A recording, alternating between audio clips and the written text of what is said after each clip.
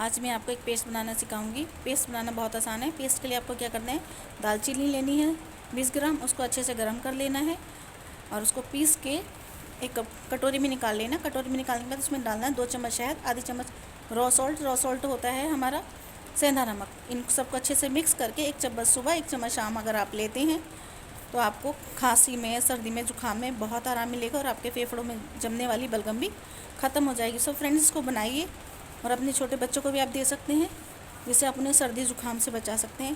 Friend, बनाइए, इस्तेमाल कीजिए और हमें बताइए कि कैसी लगी। प्लीज़ कमेंट कीजिएगा।